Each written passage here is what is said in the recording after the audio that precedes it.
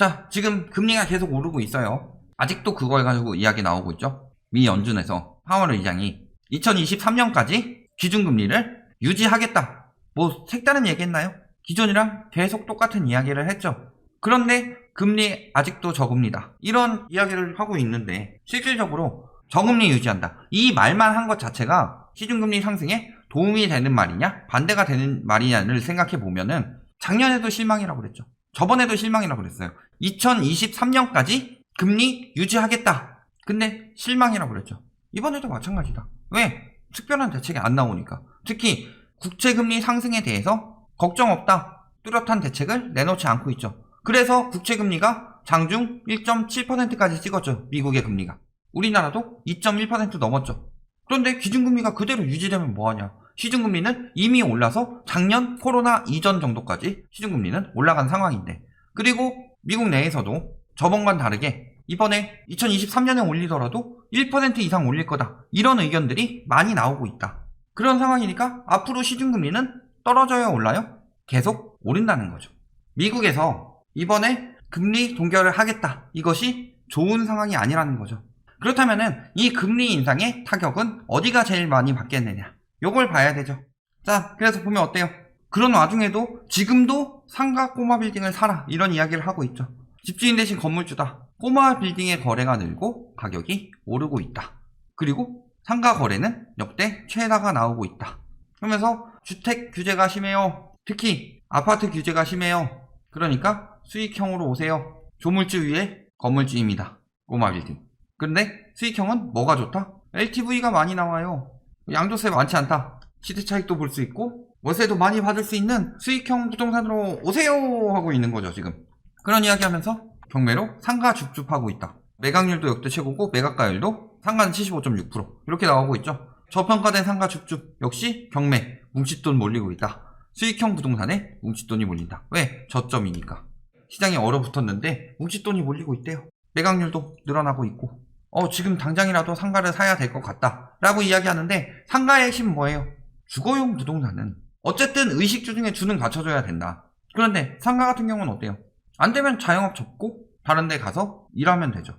지금 자영업 시장이 어떻게 흘러가고 있느냐, 요걸 봐야 되죠. 이렇게 계속 막 상가 거래 늘고 꼬마 빌딩 거래 늘고 이것들이 늘어나고 있는 이유는 뭐예요? 편법 증여. 꼬마 빌딩이 증여하기 엄청나게 좋죠. KB 시세 있어요? 뭘로 가요? 대부분 감정가로 가기 때문에 증여할 때 예를 들어서 10억짜리 아파트를 2억짜리인 것처럼 증여가 가능하냐? 아파트는 불가하죠. 근데 꼬마 빌딩은 30억짜리더라도 불과 10억도 안 되는 돈 몇 억 개도 증여가 가능하다. 그렇게 증여하면서도 채무, 그러니까 돈을 조금만 넘겨도 하기 좋다는 거죠. 증여를 하기 위해서 비싸게 사고 팔고 하고 있는 거다. 이런 경우가 많다는 거죠. 보면 어때요? 자영업자들 코로나 때문에 빚이 400조 육박이래요. 맨날 B2 영끌 때문에 빚이 늘어나고 있어요. 그게 아니라 자영업자들이 빚을 내고 있다. 자영업자 플러스 뭐예요? 생활비 부족한 분들, 이런 분들이 내고 있다. 또 영업 정지돼서 건물주들도 타격 입고 있죠. 이러면서 빚이 늘어나고 있는 게 많아요. 생계자금. 그렇잖아요. 저번에 한번 M2 증가량보다 오히려 대출 증가량이 더 많았을 때 있죠. 가계 신용 증가량이 20년 3분기 같은 경우. 근데도 맨날 영끌 B2 이야기하고 있어요. 차익 실현하고 빠지고 있고 생활비랑 이런 거 해가지고 소시민이든 자영업자든 혹은 아예 폐업을 해가지고 공실나서 건물주든 이런 사람들이 지금 생계자금이나 혹은 뭐 이자를 갚기 위해서 이런 식으로 빚을 내고 있는데, 그리고 3차 확산 자영업 충격은 1, 2차 때보다 크다고 합니다. 왜? 한 1억 모아놨어요. 근데 1차 때 한 5천 까먹었어요. 2차 때도 한 4천 까먹었어요. 충격이 줄어서 3천을 더 해야 되는데 1억에서 이미 9천 써서 1,000밖에 안 남았어요. 그럼 이 2천 어디서 구해요? 근데 이것 역시도 이렇게 줄지 않고 이런 식으로 들어가죠. 커질 수도 있고 매출이 줄는 상황에서 들어갔기 때문이죠. 역대 최대로 사업소득이 감소하고 있다. 이런 상황에서 내가 상가를 사가지고 여기 세입자를 제대로 맞출 수 있겠느냐. 특히 신도시 상가 같은 경우 어때요? 신도시 상가 같은 경우 평당 5천이에요 20평이면은 보통 전용률 50% 정도 나오니까 10평이에요 1층 기준이에요. 10평에 평당 5천, 20평 사면 얼마예요? 5 곱하기 20. 10억 주고 10평짜리 상가 사는 거예요. 여기서 얼마나 받을 수 있겠어요? 자, 거기다가 지금 앞으로도 상가 건물이 안 좋아지는 가장 큰 이유는 뭐예요? 이제 온라인 쇼핑 폭발하고 있고 온라인 플랫폼 업계 뭐 한때 욕 많이 먹었죠. 게르만 민족이라고. 저기요, 뭐 이런 데들 다 지금 엄청나게 성장하고 있죠. 앞으로도 온라인은 점점 더 성장하게 될 것이다. 이미 2030 세대까지는 온라인이 익숙하죠. 마트 가가지고 차 싣고 가서 막 바리바리 사가지고 들고 오는 거, 그거 예전 얘기죠. 요즘에는 배송비 무료 이 정도 해서 딱딱딱딱 시켜서 필요한 거 딱 배달되고, 그러면은 매장이 그렇게 클 필요가 있어요? 그리고 그렇게 되면 될수록 마트, 혹은 마트 아예 없어도 돼요. 그냥 온라인으로만 받아도 충분한 곳들이 많이 생겨나고 있죠. 그래서 매장 폐업들이 늘어나고 있고, 그것은 코로나 위기만 넘기면 다시 사람들이 몰리겠거니, 이게 아니라 코로나 위기 때문에 나이 드신 어르신들까지도 뭐 하고 있는 거예요? 그 전까지는 그냥 나 그런 거 몰라, 그냥 하던 대로 하는 게 편해 해서 가서 사오다가, 요즘엔 가서 사오는 게 안 되니까 어쩔 수 없이 배달하면서 이게 되게 편하네, 그러면서 늘어날 수밖에 없죠. 온라인이 익숙해지면은 당연히 상가 입점하는 업체는 줄어들 수밖에 없죠. 첫 번째는 이거고, 두 번째는 이 줄어드는 게 대부분 업종별로 줄어들기 때문에 남는 업체들이 겹치는 게 많다는 거죠. 자, 그러면 이제 오프라인으로 꼭 해야만 하는 것들이 뭐가 있어요? 식당, 도시락 배달도 되고 있지만 문방구 이런 거 있는데 지금 문구점들 거의 다 사라졌죠. 들어올 게 얼마 없죠. 체육관, 그 다음에 뭐 신발 파는 거, 옷가게, 이런 것들 점점 줄어드는 추세죠. 다 이런 것들 줄어들고 꼭 오프라인에 해야만 하는 것들이 겹쳐요. 그러면은 식당 많이 있으니까 당연히 경쟁력 떨어지죠. 수익도 떨어질 수밖에 없다. 들어오는 사람들의 수익이 감소할 수밖에 없죠. 그런 구조가 되었어요. 공실나거나 동종업계가 들어와서 수익이 감소하든가. 그렇다면은 월세를 얼마나 많이 받을 수 있겠느냐, 상가가. 그런 상황이죠.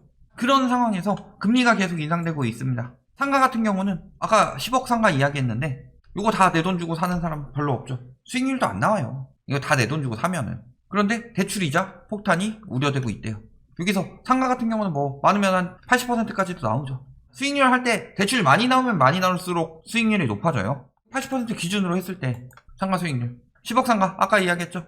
마곡 상가에서 했는데 보통 마곡 상가가 뭐 3천에 200 몇십 이 정도 되고 있어요. 1층이 지금 나와 있는 게. 그렇다면은 1억에 200이면은 못 쳐준 건 아니죠.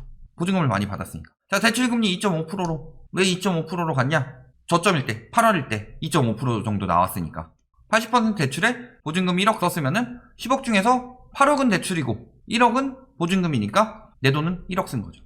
1억 자본으로.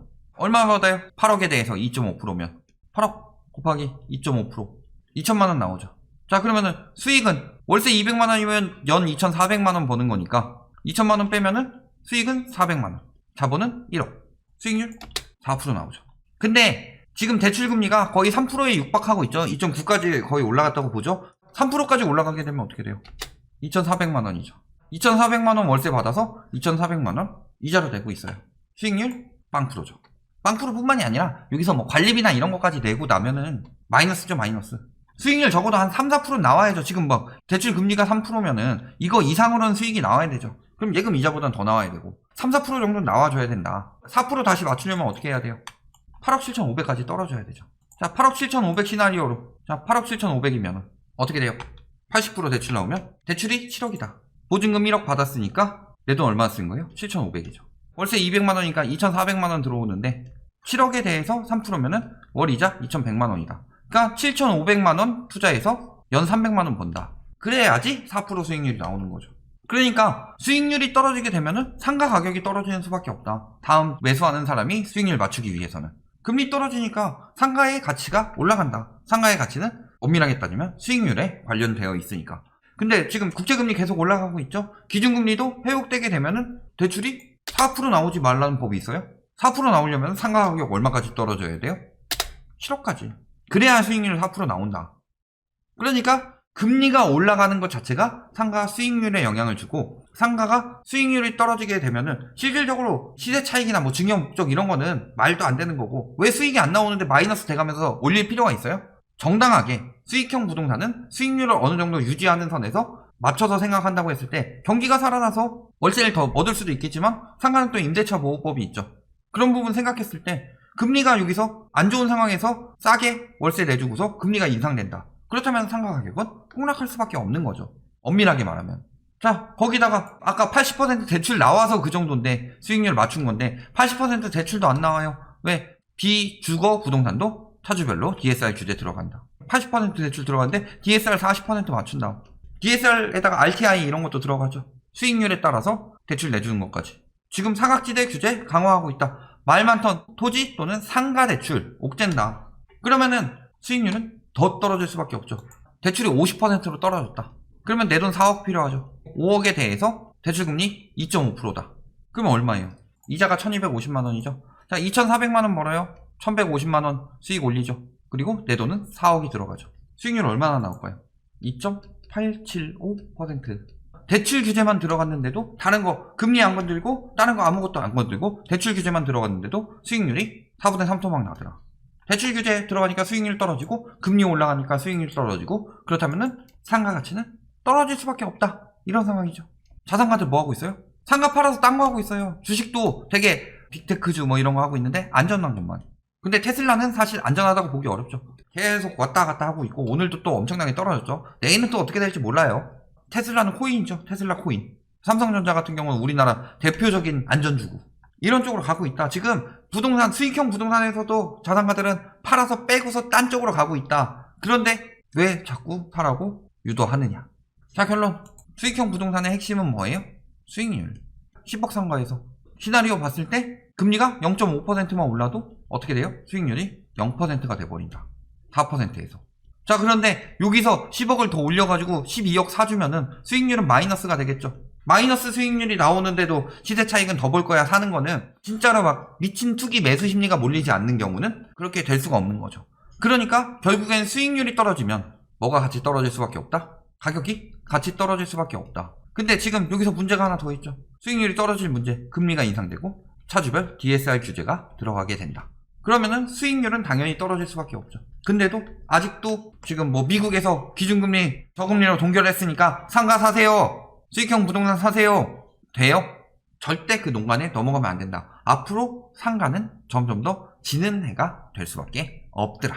그러니까 노후 대비할 때 저런 말에 넘어가서 특히 신도시 상가 이런 데 사면은 작살나는 거죠. 진짜 그래도 막 유동인구 많고 명동, 강남 이런 데보다 차라리 오히려 동네 상가가 더 나을 수도 있죠.